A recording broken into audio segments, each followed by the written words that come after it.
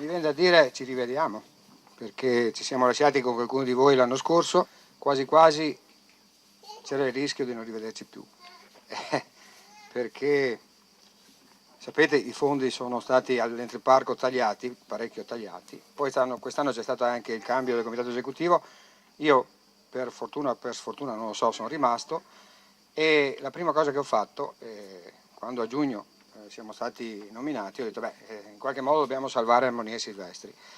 L'abbiamo salvata con 3 appuntamenti anziché 6 come l'anno scorso e stasera, oggi è il primo di questi appuntamenti qui sotto questo magnifico noceto e permettetemi di ringraziare il titolare, il professor Visentini che ci ha accolti, che ci ospita, che è qui con noi, grazie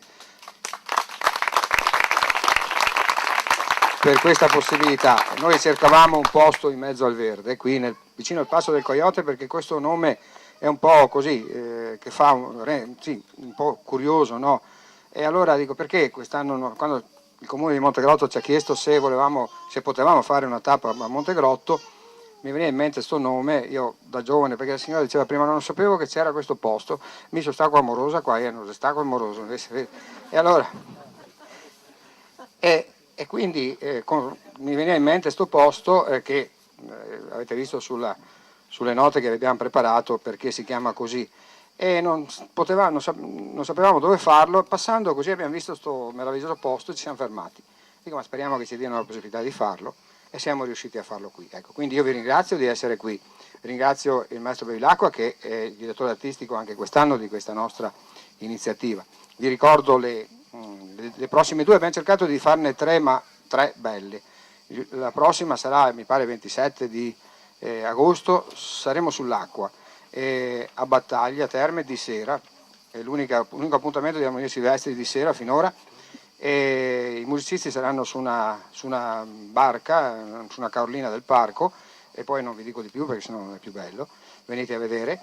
E poi l'altro invece il 3 settembre sarà dedicato alla fisarmonica, alla magia di questo strumento che sarà interpretata dal maestro veronese, se non sbaglio, che conosciamo, e saremo sulla ex cava di Costa di Arco Petrarca. Ecco, è giusto anche vedere come viene fatto un recupero di una cava, perché ne abbiamo avute parecchie, ne abbiamo ancora, però questa è una cava di marna in disuso, molto grande, per chi non l'ha vista sarà veramente una sorpresa vedere quanto grande è questa cava.